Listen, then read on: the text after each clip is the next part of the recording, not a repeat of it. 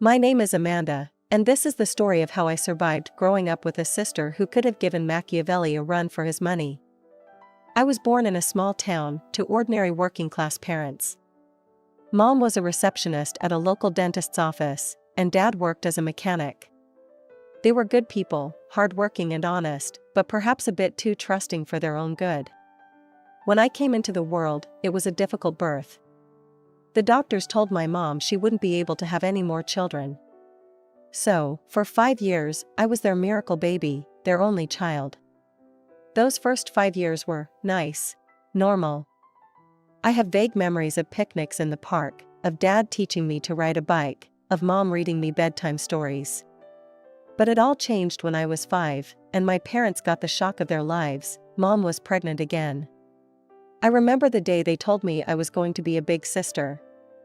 They were practically glowing with excitement, and I caught their enthusiasm.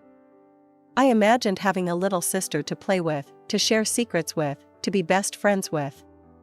God, I was so naive. Sarah was born when I was 5.5. From the moment she came home from the hospital, it was like a switch had been flipped. Suddenly, I wasn't the miracle child anymore. Amanda, be quiet. Your sister's sleeping. Amanda, don't touch that. It's for your sister. Amanda, why can't you be more like your sister? It started small, you know? Little things that I brushed off as normal sibling stuff. But as Sarah grew, so did her talents. I remember her 7th birthday. Mom had spent hours on this beautiful cake, covered in delicate sugar roses. It was a work of art. The guests had just arrived when we heard Mom's horrified gasp from the kitchen.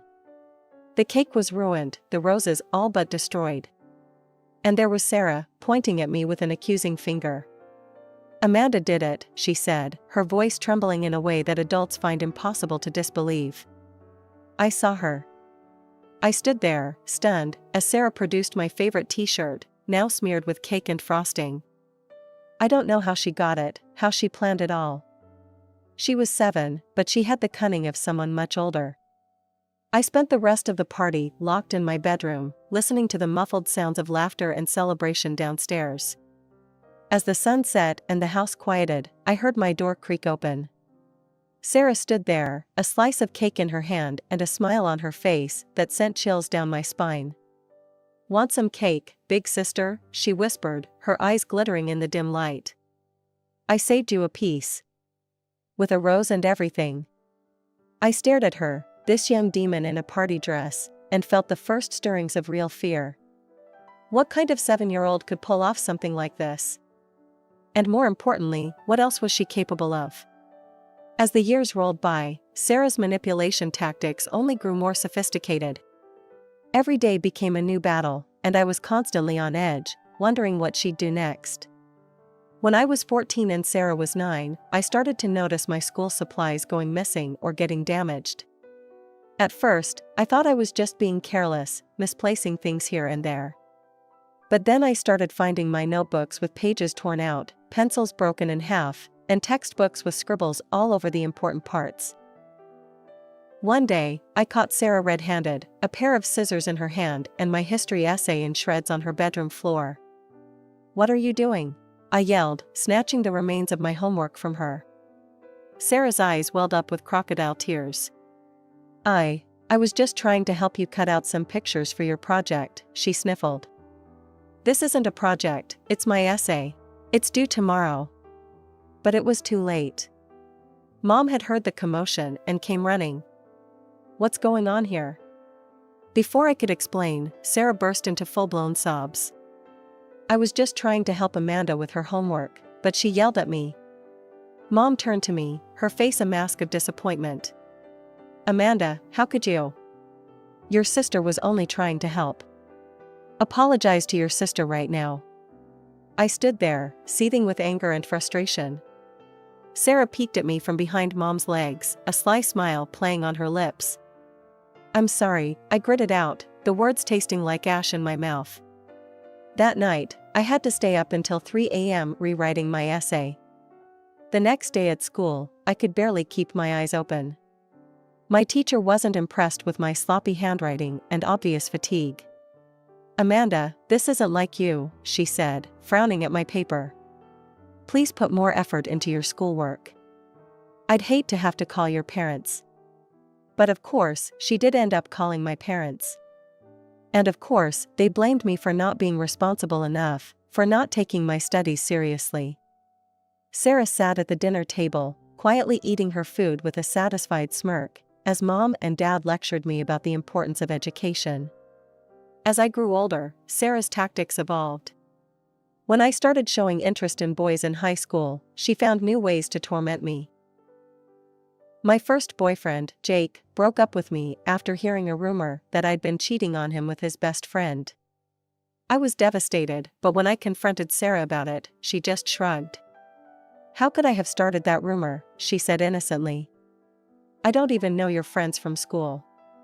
But I saw the glint in her eye, the barely concealed satisfaction at my pain. She was getting better at covering her tracks, at maintaining her facade of innocence. As my high school years progressed, I became more determined than ever to secure my escape. I poured all my energy into a special project that I hoped would be my ticket to a prestigious college far away from Sarah's clutches. But I knew better than to let my guard down, even for a moment. My friend Melissa was the only person I truly trusted.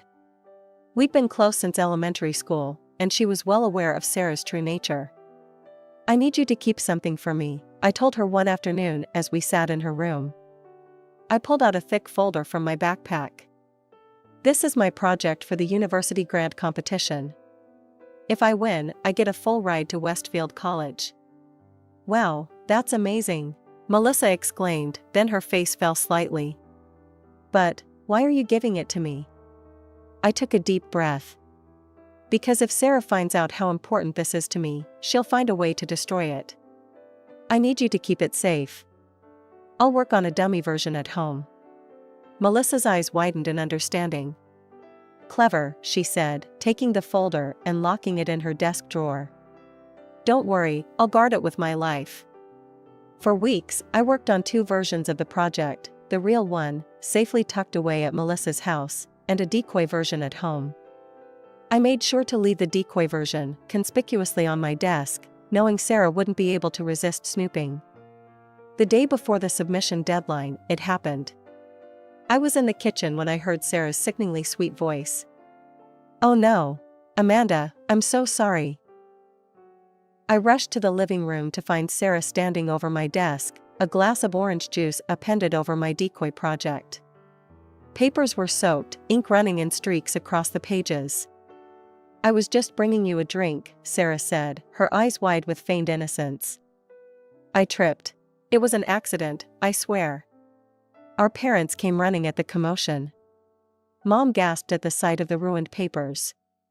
Oh, Amanda, she sighed. You should be more careful about where you leave important things. I saw the glint of triumph in Sarah's eyes, the slight upturn of her lips as she waited for my reaction. But this time I was ready. I smiled. The look of confusion on Sarah's face was almost comical. It's okay, I said calmly. That was just a backup copy. I already submitted the real project last week. The triumph in Sarah's eyes flickered and died, replaced by a flash of anger so quick I almost missed it. Our parents, oblivious as always, praised me for my foresight. A few weeks later, the results of the competition were announced. I'd won the grant, a full scholarship to Westfield College, 3 states away. As I read the acceptance letter, tears of joy and relief streamed down my face. I was getting out. I was finally escaping. But my moment of triumph was short-lived. As I packed my bags for college, I overheard my parents talking in hushed tones. It's a shame, Mom was saying. I wish Sarah had gotten an opportunity like this. She deserves it more. I know, Dad agreed. Amanda's smart, but Sarah, she's special. She could really go places with a chance like that. Their words stung, but I was past caring. In a few days, I'd be gone, starting a new life far away from Sarah's manipulations and my parents' blind favoritism. The next few years were like a breath of fresh air. At Westfield College, I thrived. I made genuine friends, excelled in my studies, and even started to heal from the emotional trauma of my childhood. I majored in finance, discovering a talent for numbers and analysis that I never knew I had. Whatever the reason, I graduated at the top of my class and landed a job at a prestigious financial firm in the city. Life was good. I had my own apartment, a job I loved, and a sense of peace I'd never known before. I kept in touch with my parents, visiting them on holidays and occasional weekends, but these visits were always tense. Sarah was still living at home, having chosen to attend a local community college. Every time I saw her, I could feel her resentment simmering just beneath the surface.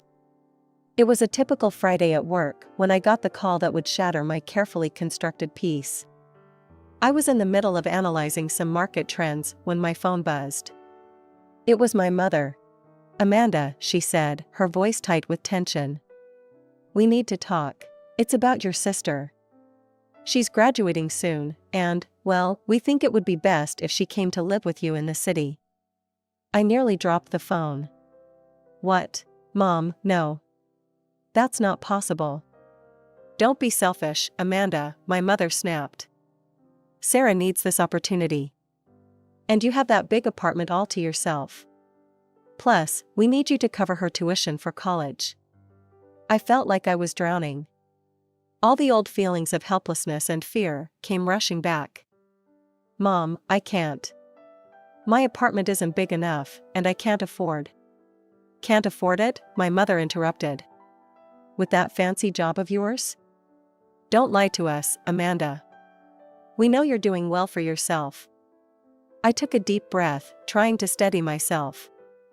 "Mom, it's not about the money. Sarah and we don't get along. You know that." "Oh, not this again," my mother sighed.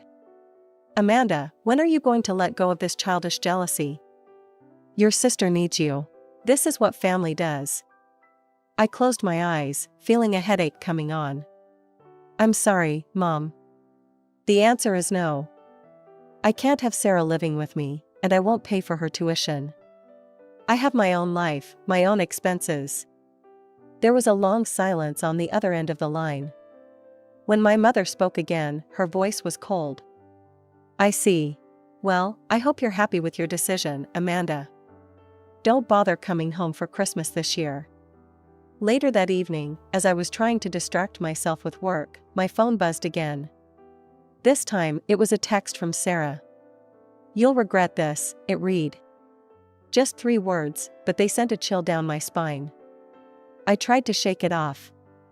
Sarah was hundreds of miles away. What could she possibly do to me now? Months flew by after that tense phone call with my parents. I threw myself into my work, trying to push thoughts of my family to the back of my mind. My life in the city continued. I excelled at my job, made new friends, and even started dating a bit. Then, on a random Tuesday, my phone rang. It was my mother. "Amanda," she said, her voice uncharacteristically hesitant. "We need you to come home. It's important." Against my better judgment, I took a month's vacation from work and boarded a plane back to my hometown. As I walked up the familiar driveway, a sense of dread washed over me. What could be so important that they needed me home for a whole month? We gathered in the living room, an uneasy silence falling over us. Finally, my mother spoke. "Your great-aunt Mildred called us," she said. "She wants all 4 of us to visit her in Hawaii. She's even booked the plane tickets herself." I blinked in surprise. Aunt Mildred had always been kind to me as a child, but I hadn't seen her in years. "All 4 of us?" I asked, glancing at Sarah. Sarah snorted. "It's ridiculous. Amanda doesn't need to go. She hasn't even talked to Aunt Mildred in years." "Hush," my father said sternly. This was Mildred's condition. All 4 of us, or none of us. An uncomfortable silence fell over the room. I could almost see the gears turning in everyone's heads. Finally, my mother voiced what we were all thinking. Do you think she might be dying? That this is about her will?" The atmosphere in the room shifted. I saw a glimmer of something in Sarah's eyes. Greed? Excitement? It made me uneasy. We shouldn't jump to conclusions, I said quickly. Maybe she just wants to see all of us. But even as I said it, I knew it was unlikely. Aunt Mildred had always been a bit of a recluse. For her to suddenly want a family reunion in Hawaii, it had to be something big. As we discussed the logistics of the trip, I found myself getting excited despite my reservations. I had fond memories of Aunt Mildred from my childhood. She had always been kind to me, always had a moment to listen when no one else did. The thought of seeing her again, of spending time in beautiful Hawaii, was appealing. But there was still a nagging worry in the back of my mind. I glanced at Sarah, who had been uncharacteristically quiet since her initial outburst. She caught my eye and smiled, but it didn't reach her eyes. It was the same smile she'd given me countless times before pulling some elaborate scheme to get me in trouble. I tried to shake off the feeling. We were adults now. Surely Sarah wouldn't try anything, not with so much potentially at stake. And yet, the day of our departure finally arrived. Despite my lingering unease, I found myself caught up in the excitement of the trip. We arrived at the airport, our family presenting a united front for what felt like the first time in years.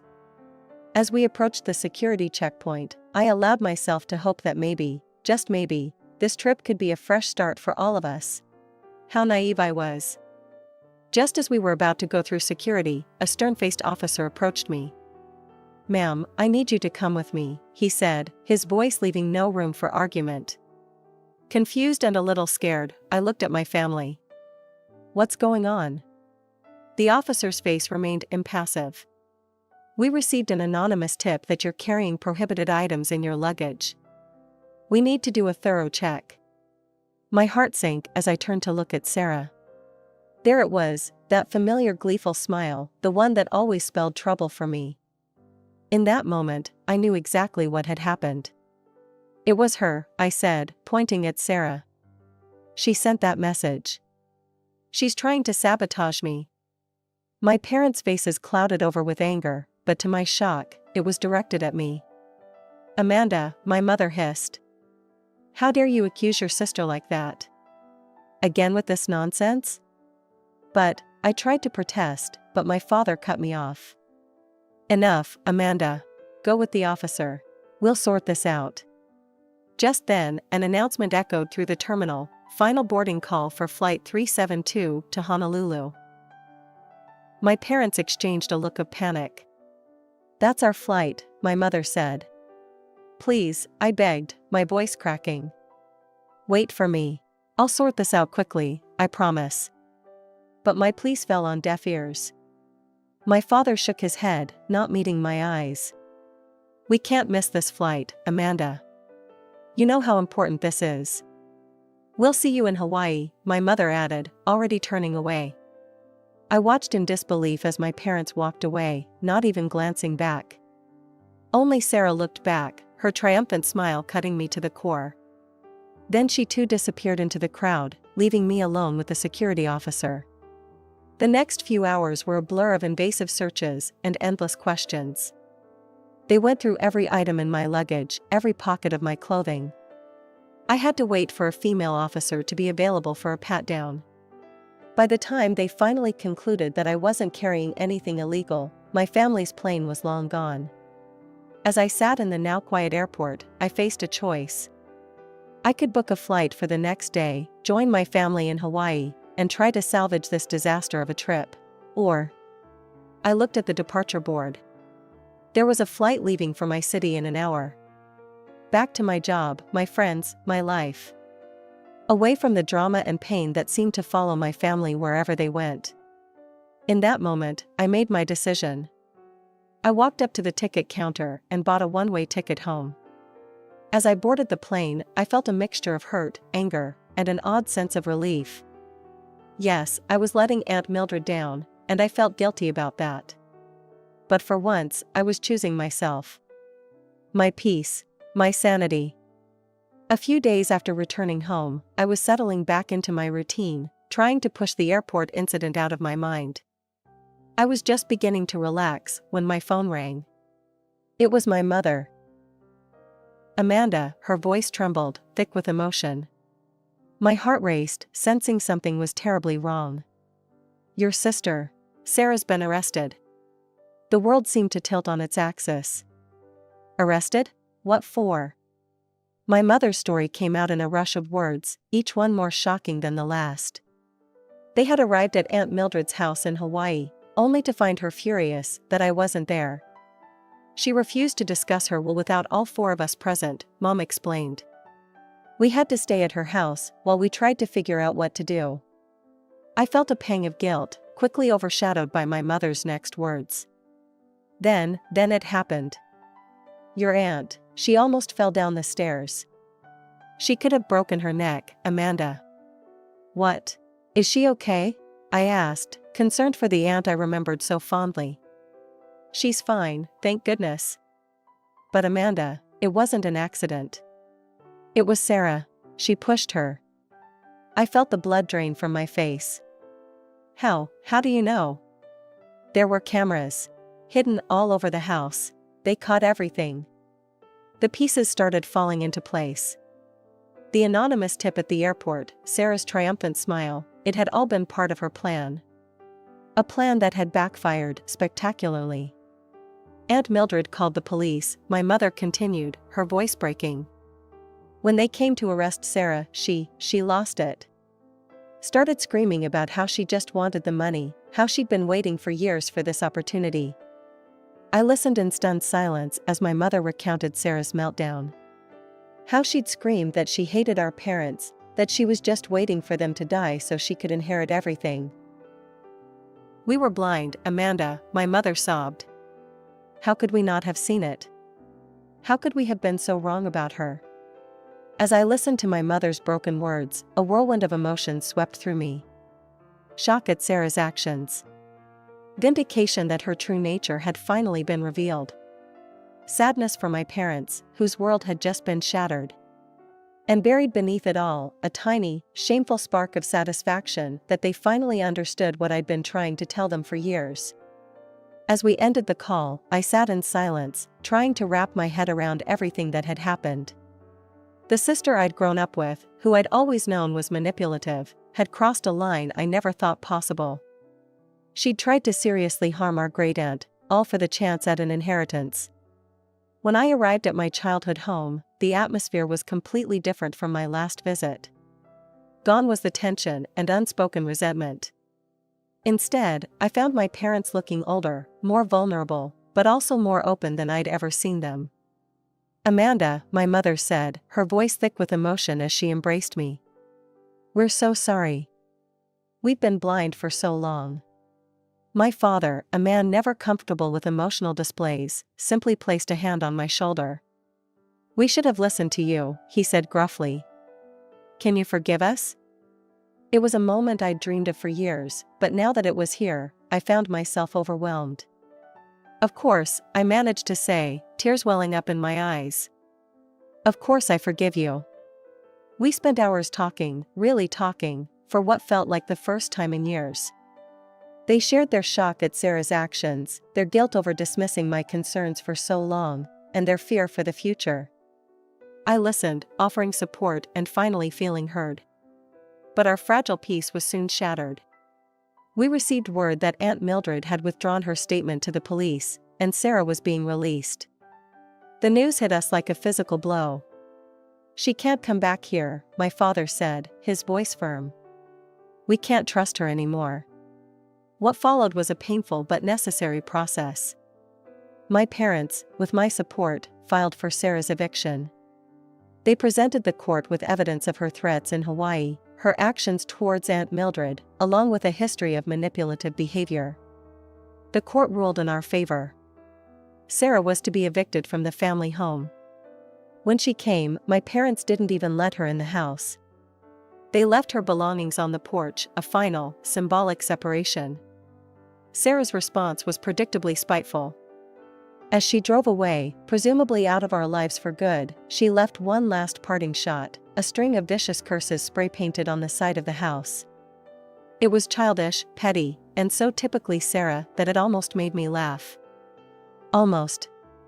Then, out of the blue, I received a call from Aunt Mildred.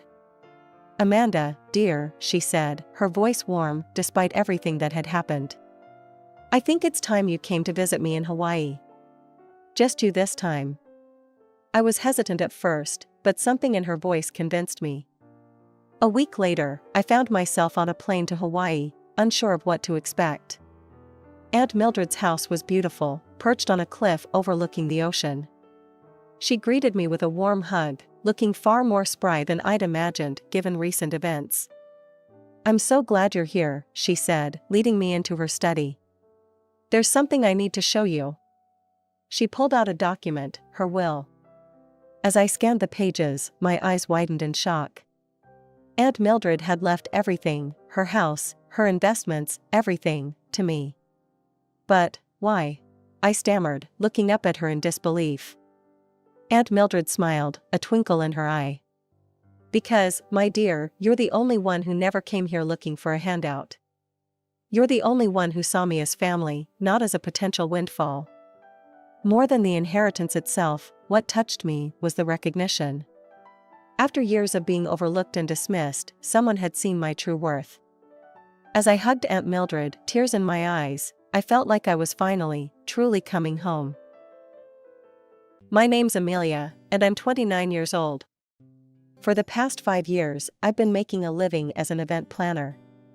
Weddings, birthdays, anniversaries, you name it, I've organized it. It's not what I thought I'd be doing when I was younger, but life has a funny way of surprising you. I studied economics in college, but that's not where my passion lay. During my time there, I found myself drawn to organizing educational and entertainment events on campus. It started small, a study group here, a movie night there. But before I knew it, I was the go-to person for any event that needed planning. After graduation, I knew I couldn't see myself crunching numbers in an office. So, I took a leap of faith and started my own event planning business. It wasn't easy at first. I had to build my reputation from scratch, taking on any job I could get. No event is too small, I'd tell potential clients with a smile, even as I worried about making rent that month. But slowly, surely, word spread. One satisfied client led to another, and before I knew it, I had more work than I could handle. 5 years flew by, and here I am, with a thriving business and a reputation I'm proud of. Today, I'm sitting across from Mr. Johnson, a successful businessman who's turning 50 next month. He wants a party to remember, and I'm determined to give him just that. "So, Mr. Johnson," I say, pulling out my notebook, "what did you have in mind for your big day?" He leans back in his chair, a thoughtful look on his face. "Well, I was thinking something classy.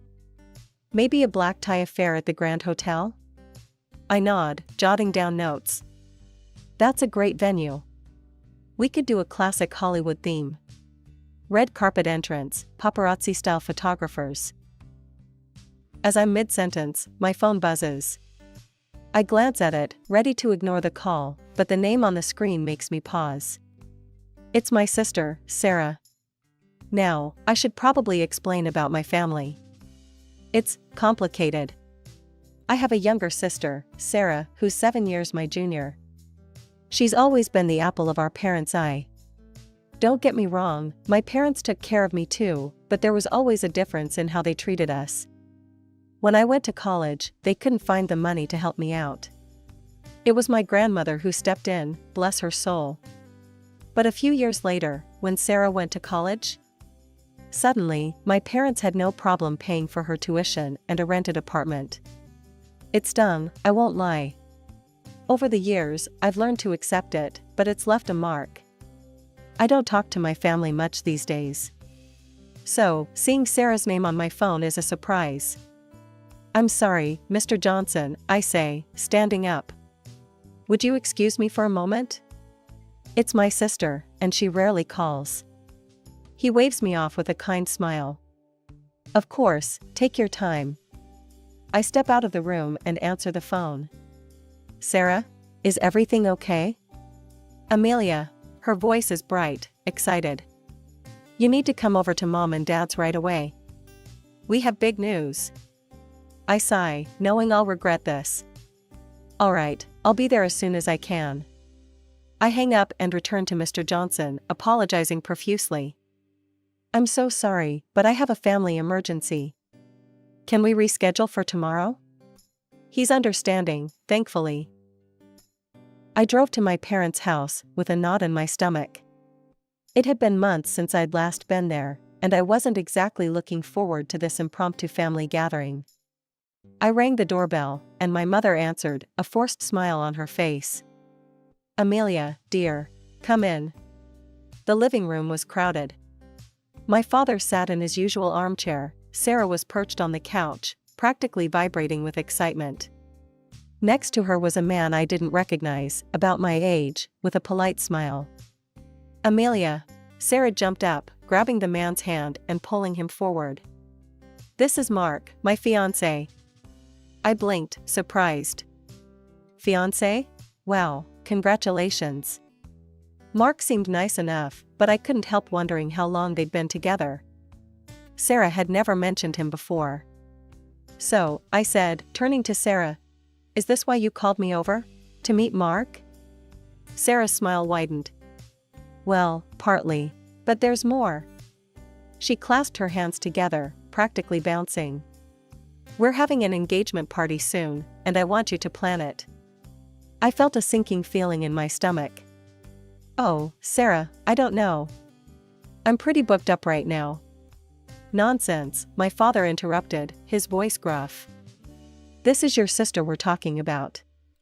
Family comes first. I bit back a retort about how family hadn't come first when I needed help with college. Instead, I forced a smile.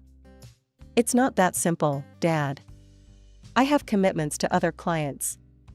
But you're the best at this stuff, Sarah insisted. And I want the most amazing engagement party ever. Of course it'll be free. You wouldn't charge your own sister, would you? I looked around the room, seeing expectant faces. Even Mark looked like he assumed I'd do this for nothing. I felt cornered. Okay, I said finally, my voice tight. I'll organize it for free. But you'll need to cover all the other expenses, venue, catering, decorations, music, everything else. Sarah squealed and hugged me. You're the best, Amelia. We'll pay for everything else, promise. As I left the house an hour later, after listening to Sarah's grand ideas for her perfect engagement party, I felt a mixture of regret and resignation. I'd have to call Mr. Johnson and cancel our rescheduled meeting. There went a lucrative contract. Back home, I picked up my phone and dialed Mr. Johnson's number. Mr. Johnson? It's Amelia. I'm so sorry, but I won't be able to take on your birthday party after all. A family obligation has come up. My friend Lisa is also an event planner. She's excellent. I can give you her contact information if you'd like.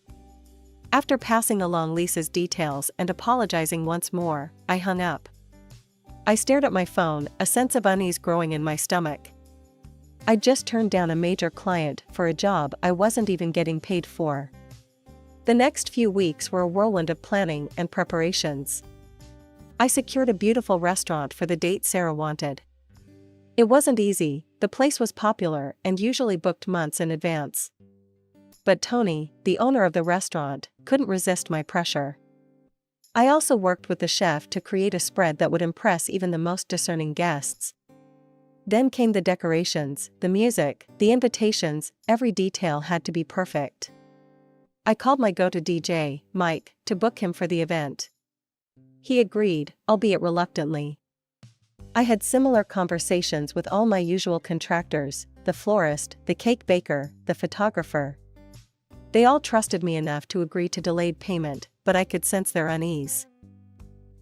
As the days passed, I found myself turning down other jobs to focus on Sarah's party. It was eating into my income, but I told myself it would be worth it to see my sister happy. Finally, with everything arranged, I sat down to create the invoice. I carefully itemized every expense, from the venue rental to the last flower in the centerpieces. The total was substantial. I took a deep breath and emailed the invoice to Sarah. There, I muttered to myself. All done. That evening, my phone rang. It was Sarah. "Hey sis," I answered. "Did you get the invoice?" There was a moment of silence, then Sarah's voice came through, sickly sweet. "Amelia, darling. There must be some mistake. Why are you sending me a bill?" I frowned, confused. "What do you mean?" "It's the invoice for all the expenses for your engagement party. Remember, you said you'd cover everything except my fee?" Sarah laughed, a sound that sent chills down my spine. "Oh, Amelia. I thought you understood. You're supposed to pay for all of this. You make so much money with your business." I was speechless. My mind raced, thinking of all the vendors waiting to be paid, all the promises I'd made based on Sarah's word. "Sarah, listen to me," I said, trying to keep my voice steady. "I organized this for free, which is already a huge favor. I can't pay for everything else too. You promised." But Sarah had already hung up. I tried calling my parents, hoping they could talk some sense into Sarah. But to my horror, they took her side. They insisted I should pay, that it was my duty as the successful daughter. I hung up, my hands shaking with anger and disbelief. How could they do this to me? How could they expect me to bankrupt myself for a party? As I sat there, trying to figure out what to do, a notification popped up on my phone. It was a post from Sarah on social media. Curious, I clicked on it. "Can't wait for tomorrow's engagement party," the post read. "So excited to celebrate with everyone. We've spent so much to make it perfect." In that moment, something snapped inside me. If Sarah wanted to play games, well, two could play at that. My fingers trembled as I dialed the restaurant's number. It was late, but I knew Tony would still be there, closing up after the night's service. "Tony? It's Amelia. I'm so sorry, but I need to cancel tomorrow's event. I'll pay you a cancellation fee. And I'll make this up to you, I swear." Tony sighed. "All right, Amelia. I trust you. But this isn't like you." One by one, I called all the vendors. The florist, the DJ, the cake baker, everyone. Each call was painful, each explanation more humiliating than the last. By the time I finished, my savings account was significantly lighter, but at least my professional relationships were intact. I'd paid everyone their fees and cancellation charges out of my own pocket. I barely slept that night. When morning came, I made myself a strong cup of coffee and settled in front of my computer. I knew Sarah would be live streaming her arrival at the restaurant. I wanted to see this. Right on schedule, Sarah's beaming face appeared on my screen. She was outside the restaurant, surrounded by a group of excited-looking friends and family members. "We're here," Sarah chirped into her phone camera. "I can't wait to show you guys everything. It's going to be amazing." I watched as she confidently strode up to the restaurant doors, her fiancé Mark in tow. She reached for the handle, still chattering away to her viewers. And here oh. The smile froze on Sarah's face as she tugged at the door. It didn't budge. "That's weird," she laughed nervously, trying again. "It must be stuck." But it wasn't stuck. Sarah's eyes widened as she finally noticed the sign on the door. "Event cancelled," it read in bold letters. The live stream erupted in confused comments. Sarah's face paled as she turned to Mark, who looked equally bewildered. I couldn't help but feel a twinge of satisfaction as I watched the chaos unfold. It was petty, I knew, but after years of being the family doormat, it felt good to finally stand up for myself. My phone started buzzing almost immediately. Sarah's name flashed on the screen. I took a deep breath and answered. "Hello, Sarah." "Amelia," she screeched. "What the hell is going on? The restaurant is closed. Everything's ruined." I kept my voice calm. "Well, Sarah, since you refused to pay for the event you asked me to organize, I had to cancel it. I couldn't let my contractors go unpaid." But what about the food?" Mark's voice came through faintly in the background. "Where's all the food we were supposed to have?" I couldn't help but smile a little. Oh, the food? I donated it to a homeless shelter. At least someone will enjoy it. More screaming followed, but I'd had enough. I hung up the phone. About 10 minutes later, my phone rang again. My mother's voice came through, shrill and angry. Amelia, how could you do this to your sister? We raised you better than this. I felt a surge of frustration. Mom, did Sarah tell you what she tried to do? She wanted me to pay for everything. So what? My father's voice boomed in the background. You're doing well for yourself. You could have helped your sister out. I couldn't believe what I was hearing. Dad, we're talking about thousands of dollars here.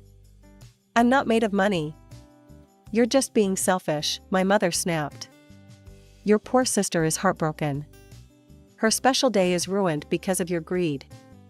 I tried to stay calm, but their words were cutting deep. Greed? I organized everything for free. I even paid cancellation fees out of my own pocket. But they weren't listening. My mother's next words felt like a slap in the face. You know what I think, she said, her voice cold. I think you did this because you're jealous. You're almost 30, Amelia. No husband, no children. You couldn't stand to see her getting married while you have no one. I hung up the phone, my hands shaking. Tears stung my eyes, but I refused to let them fall. How dare they? How dare they twist this around and make me the villain? As I sat there, trying to process everything that had happened, an idea struck me. If Sarah and Mark had promised to pay for everything, where did that money go? They must have had it, right? I opened my laptop and drafted an email. In it, I detailed all the expenses I had incurred, including the cancellation fees. I demanded that Sarah and Mark reimburse me for every penny. If you don't pay, I wrote, my fingers flying over the keyboard, I'll be forced to take legal action. I hit send before I could second guess myself. It was a bold move, I knew, but I was done being the family pushover. Within minutes, my phone was buzzing again. This time, it was a barrage of text messages from Sarah and Mark. I steeled myself and opened them. The messages were a mix of threats and insults. Sarah called me every name in the book, while Mark threatened to ruin me if I tried to take them to court. I saved screenshots of every message. If this did end up in court, I wanted all the evidence I could get. I also needed advice from someone who might have some insight into Sarah's fiancé and his family. That's when I remembered my Aunt Linda. She always seemed to know all the town gossip. Maybe she could tell me something about Mark and his family. I dialed her number, hoping she'd be willing to talk. Aunt Linda? It's Amelia. I need to ask you something about Sarah's fiancé. Aunt Linda's voice crackled through the phone, warm and familiar. Amelia, dear. It's been ages. What do you want to know about Mark? I took a deep breath. Well, I was wondering if you knew anything about his family, their financial situation. Oh, honey, Aunt Linda chuckled. You're asking the right person. The Thompsons, that's Mark's family, they're quite well off. They own a chain of laundromats across the city, and word is they've got their fingers in some lucrative real estate deals too. I felt my jaw drop. Wait, what?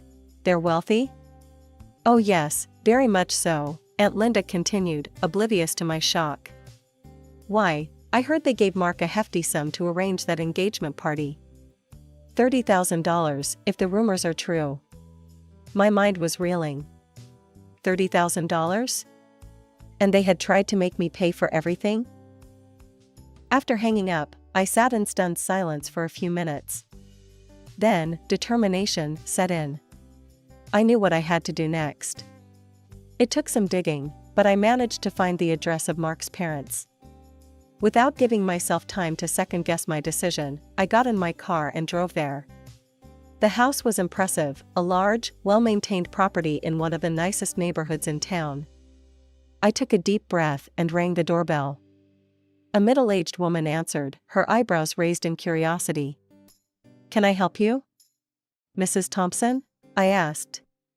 When she nodded, I continued, I'm Amelia, Sarah's sister. I need to talk to you and your husband about Mark and the engagement party. She looked surprised, but invited me in. Soon, I was sitting in their living room, facing both of Mark's parents.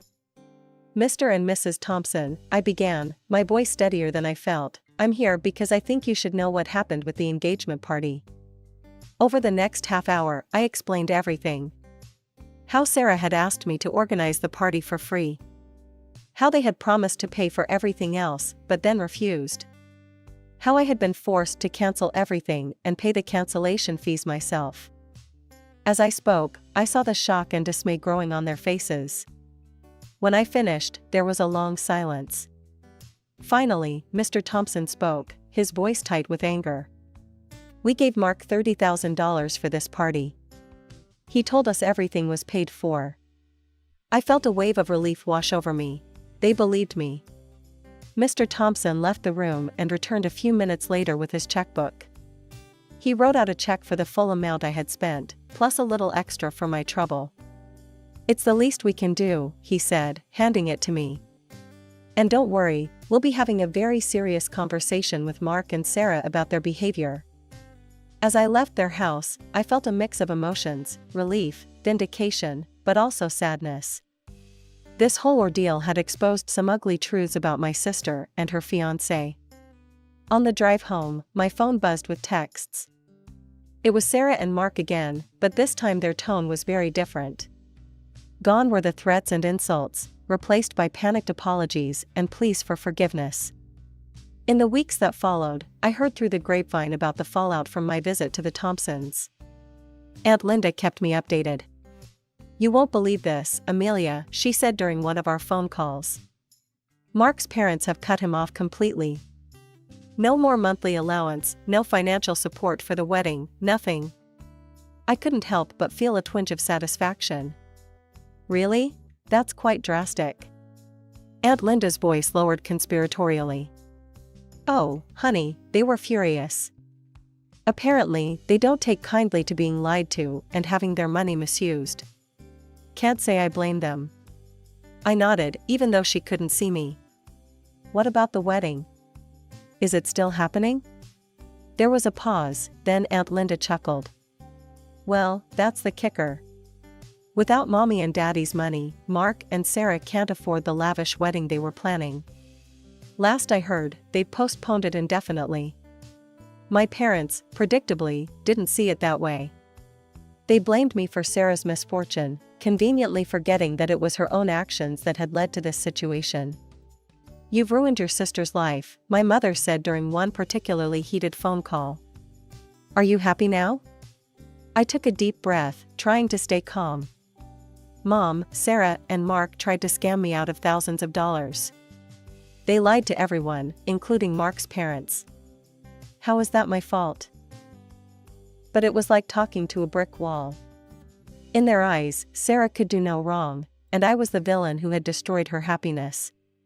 Despite the family drama, my life went on. I threw myself back into my work, rebuilding the client base I had neglected during the engagement party fiasco. Slowly but surely, things started to look up. One day, as I was leaving a meeting with a new client, I ran into Mr. Johnson, the man whose 50th birthday party I had canceled to work on Sarah's engagement. Amelia, he called out, a smile on his face. How have you been? I felt a pang of guilt. Mr. Johnson, I'm so sorry about canceling on you like that. It was unprofessional of me. He waved off my apology. No need for that. Your friend Lisa did a wonderful job with the party. But I have to say, I missed your personal touch. An idea struck me. Well, if you're planning any events in the future, I'd love the opportunity to make it up to you.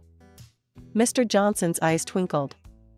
As a matter of fact, my company's 25th anniversary is coming up. How would you like to handle that? As I walked away, contract in hand, I couldn't help but feel that things were finally looking up. Yes, my relationship with my family was strained, but my business was thriving, and I had my self-respect intact. One evening, as I was poring over seating arrangements, a loud knock at my apartment door startled me. I wasn't expecting anyone. Cautiously, I approached the door and looked through the peephole. To my shock, I saw Sarah and Mark standing there. Against my better judgment, I opened the door. "What are you doing here?" Sarah brazenly pushed past me into the apartment, Mark trailing behind her. "We're moving in," she announced. I blinked, sure I'd misheard. "Excuse me?" "You heard me," Sarah said, her tone accusatory. "Because of you, Mark's parents cut us off. No money for the wedding, no allowance, nothing. So, we decided we're going to live here." I couldn't help it, I laughed. The sheer audacity of their plan was almost impressive. "You can't be serious. This is my home. You can't just decide to move in." Mark stepped forward, his face twisted in anger. "You owe us, Amelia. You ruined everything." I felt my patience snap. "I owe you nothing. You tried to scam me, remember? Now get out of my apartment." As I shut the door behind them, I heard Sarah's parting shot, "You'll be sorry." A few days later, I returned home from a meeting to find my apartment door surrounded by a strange, foamy substance. It took me a moment to realize what I was seeing: construction foam, hardened around the entire perimeter of my door. Furious, I called a locksmith service to remove the foam and replace my locks. As I waited, my neighbor, Mrs. Chen, approached me. "Amelia, dear," she said, concern etched on her face. "I saw what happened. I have it on video if you need it." Sure enough, Mrs. Chen's security camera had captured Sarah and Mark in the act of vandalizing my door. The footage was clear as day. Armed with this evidence, I went straight to the police station. I filed a report for property damage and requested a restraining order against both Sarah and Mark. The legal process was draining, but ultimately satisfying. The court fined Sarah and Mark for the damage to my apartment and ordered them to cover the costs of repairs. More importantly, they were banned from coming within 500 feet of me for the next 2 years. When my parents found out, they were livid, not at Sarah, of course, but at me. They couldn't believe I'd taken legal action against my own sister. "How could you do this to your family?" my mother wailed over the phone. I took a deep breath, steeling myself. "No, Mom. The question is, how could you support Sarah after everything she's done? I'm done being the family scapegoat." With that, I hung up the phone and blocked their numbers. It hurt, cutting ties with my family, but I knew it was necessary for my own well-being. In the weeks that followed, I threw myself into work. Mr. Johnson's anniversary party was a resounding success, earning me glowing reviews and a slew of new clients. As I stood at the back of the beautifully decorated hall, watching the guests enjoy themselves, I felt a sense of peace wash over me. Yes, I'd lost my family, but I'd gained something far more valuable: self-respect and the knowledge that I could stand on my own 2 feet.